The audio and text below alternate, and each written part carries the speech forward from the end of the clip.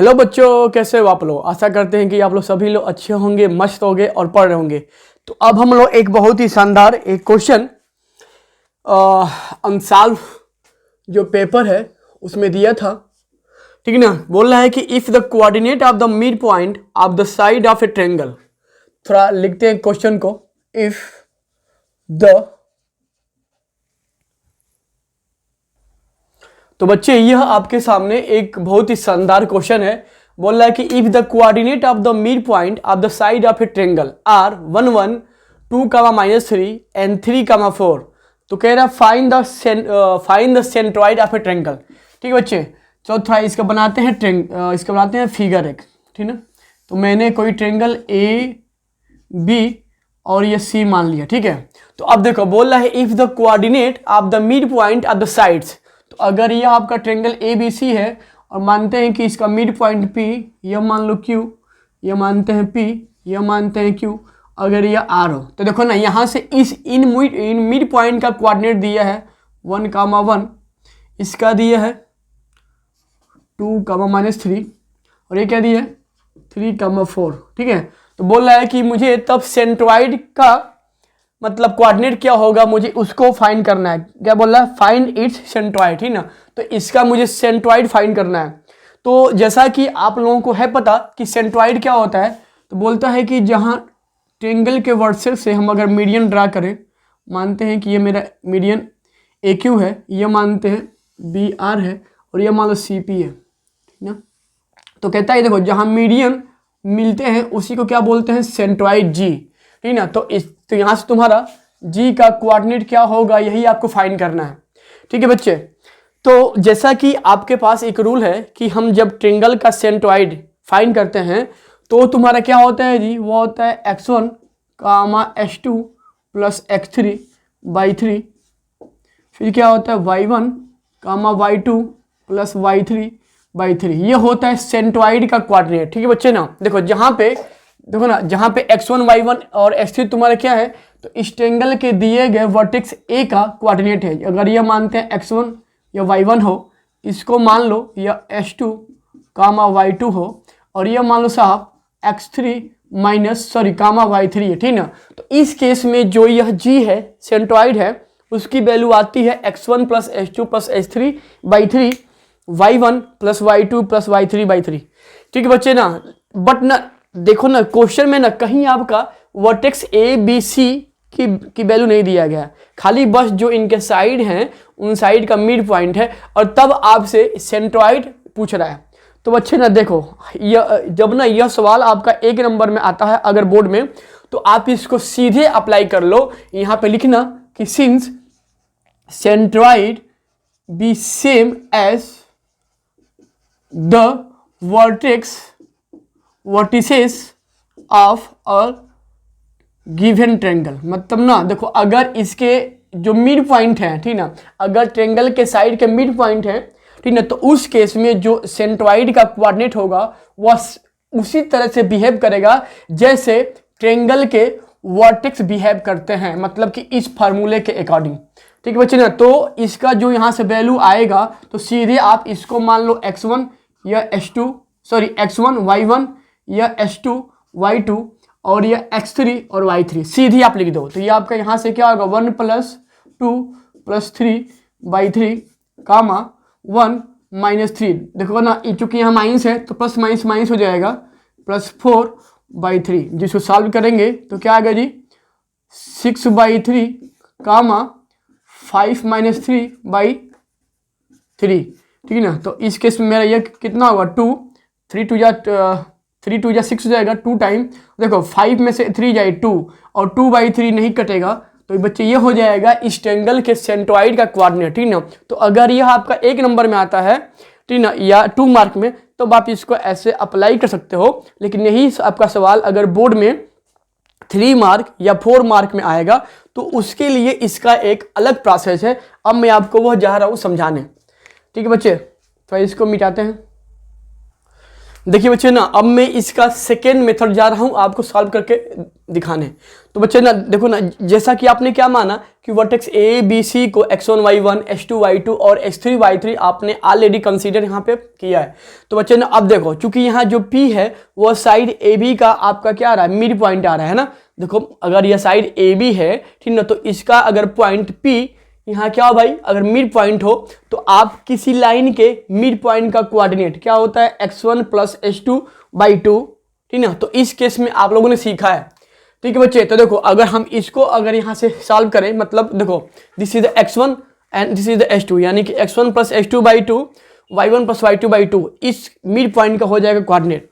तो यहाँ पे क्या लिखेंगे भाई, p का कोऑर्डिनेट, p यानी मिड पॉइंट है ना, p यानी मिड पॉइंट का कोऑर्डिनेट क्या होता है जी, तो x1 प्लस h2/2 कामा y1 प्लस y2/2, ठीक ना। थोड़ा इसको सॉल्व करेंगे तो देखो, तो यह मानते हैं x1 एंड ये मान लो h2, तो देखो आपका बिल्कुल सेम था, देखो ना। लेकिन देखो ना, जो p था ना, तो इस p का कोऑर्डिनेट आपका यहाँ पे 1 1 है, दे रहा है, यानी यह आपका आगे क्या हो जाएगा, 1, 1 बराबर x1 प्लस h2/2, यह आपका y1 प्लस y2/2। थोड़ा सा इसको अगर सॉल्व करेंगे तो बच्चे ना देखो, यहाँ से यह 1 इस वैल्यू के इक्वल होगा और यह वैल्यू इसके इक्वल हो जाएगा। तो यानी यह बराबर 1 बराबर यहाँ से कितना होगा, x1 प्लस h2/2 एंड यहाँ से 1 बराबर y1 प्लस y2/2, ठीक है। देखो यहाँ से हम अगर इसको अगर सॉल्व करेंगे तो 1 2 या 2 हो जाएगा,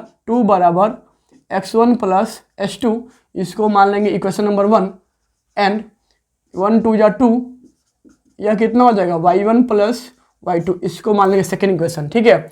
तो बच्चे ना आप देखो ना, मैंने ए बी से मैं इक्वेशन 1 और 2 यहाँ से क्या किया, फॉर्म किया। देखो ना, अब हम आते हैं बी सी के लिए, तो यहाँ पे लिखो। तो देखो बच्चे ना, यहाँ जो बी सी है ना, इसमें इसका मिडिल पॉइंट Q है, यानी कि अगर Q का कोऑर्डिनेट अगर यहाँ से फाइंड करेंगे तो क्या होगा, दिस इज लाइक x1 या y1 या h2 y2, मतलब ना अगर ये लाइन BC है, ठीक है, तो उस केस में ये x1 y1 और h2 y2 के रूप में बिहेव करेगा, यानी कि h2 plus x3/2, h2 plus x3/2, y2 plus y3/2, ठीक है। अच्छा बच्चे थोड़ा आप देखो ना, यहाँ से जो Q है, Q का कोऑर्डिनेट क्या दिया है, 2, बराबर यही जो आप माने हो, तो h2 plus x3/2 y2 plus y3/2, ठीक ना। तो देखो यहाँ से यह 2 इस वैल्यू के इक्वल होगा और यह -3 इसके इक्वल हो जाएगा, ठीक है ना। यानी कि 2 बराबर h2 प्लस x3/2 एंड -3 बराबर y2 प्लस y3/2, ठीक ना। तो थोड़ा सा इसको हम अगर यहाँ से सॉल्व करें तो 2 2 या 4 हो जाएगा, यानी 4 बराबर h2 प्लस x3, इसको मान लेंगे 3 एंड 3 2 या -6 बराबर ये कितना होगा, y2 प्लस y3, ये हो जाएगा 4।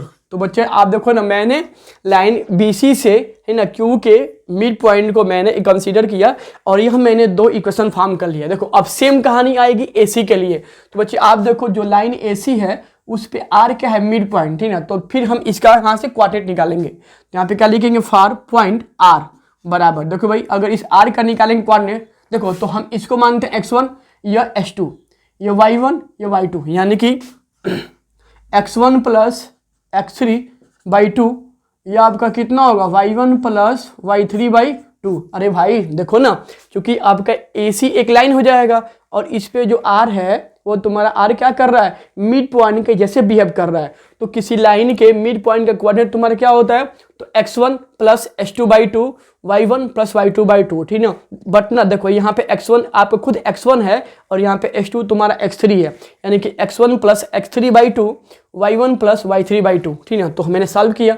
अच्छा बच्चे थोड़ा अब देखो यहाँ से ना, जो R का कोऑर्डिनेट है कितना दिया है, 3, 4 बराबर ये आपका कितना हो जाएगा, x1 plus x3/2 y1 plus y3/2, ठीक ना। फिर जब यहाँ से इनको सॉल्व करेंगे तो यह 3 x1 प्लस x3/2 के इक्वल होगा एंड यह 4 y1 प्लस y3/2 के इक्वल होगा, ठीक ना।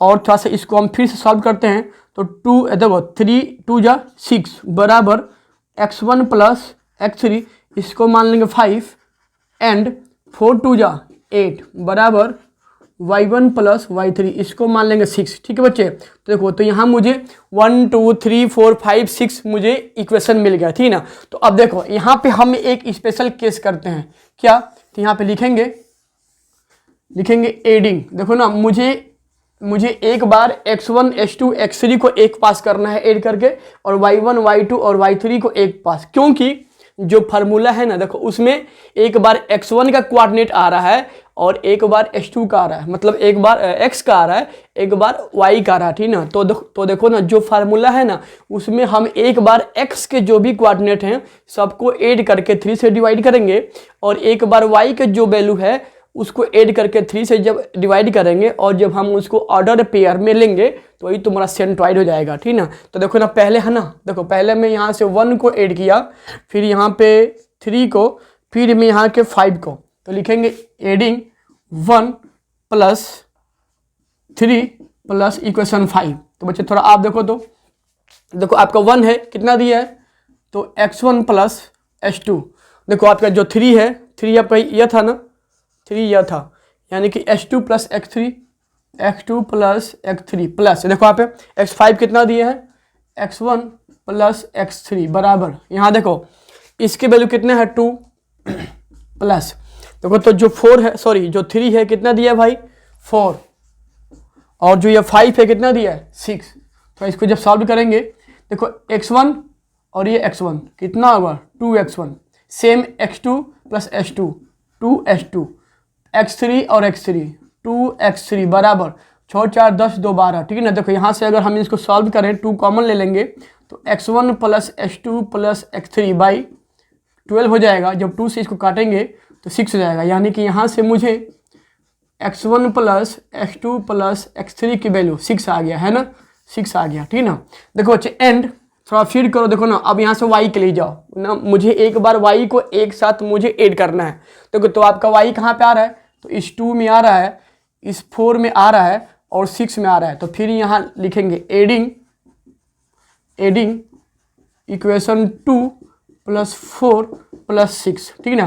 तो 2 आपका कितना है भाई जी, तो y1 प्लस y2 है, 4 आपका y2 प्लस y3 है, 6 आपका y1 प्लस y3 है, और देखो इनकी जो वैल्यू है ये दिया है 2, 4 की वैल्यू कितना है -6, तो यहाँ -6 लिखो डायरेक्ट, और 6 के लिए कितना है 8 भाई। तो इसको सॉल्व करो तो y1 और y1 2y1 y2 और y2 2y2 y3 2y3 बराबर, देखो 8 2 10, 10 में से 6 जाएगा 4, ठीक है। थोड़ा सा आप जब इनको सॉल्व करेंगे, देखो है 2 ना, 2 कॉमन लेंगे तो y1 plus y2 plus y3 बराबर 4 हो जाएगा, तो 2 से इसको डिवाइड करेंगे 2 टाइम, तो यहाँ से मुझे क्या मिल जाएगा y1 plus y2 plus y3 की वैल्यू 2 मिल जाएगा, ठीक ना। तो हम यहाँ पे y1 y2 y3 की वैल्यू एक पास ऐड करके यह आ गया, x1 x2 x3 की वैल्यू मुझे एक पास ऐड करके क्या आ गया, यह आ गया, ठीक है बच्चे ना। अब देखो, अब हम जब यहाँ से देखो ना, अब हम जब यहाँ से अगर सेंट्रॉइड फाइंड करेंगे, सेंट्रॉइड, तो बस इसी में रखो वैल्यू भाई। तो देखो यहाँ से ना जो सेंट्रॉइड था उसका रूल क्या था, x1 plus x2 plus h3 by 3, y1 plus y2 plus y3 by 3, ठीक ना। तो मैं इसी में यहाँ पे आगे सॉल्व कर दे रहा हूँ, है ना, थोड़ा जगह का कमी है तो आप लोग इसको मेंटेन कीजिएगा। देखो x यहाँ पे लिखो भाई एक ब्रैकेट में कितना है x1 h2 plus h3, x1 plus h2 plus h3 की वैल्यू कितना आ रहा है 6, यानी 6 बाई 3, और देखो यहाँ से y1 y2 plus y3, y1 plus y2 plus y3 की वैल्यू 2, यानी कि 2 बाई 3, ठीक ना। थोड़ा सा इसको नीचे अगर सॉल्व करेंगे तो 3 2 जा 6 हो जाएगा, 2 कामा 2 बाई 3, ठीक है बच्चे। तो ये आपके ये हो जाएगा सेंट्रॉइड जी का फार्मूला, यानी कि वैल्यू इस क्वेश्चन के अकॉर्डिंग, ठीक ना।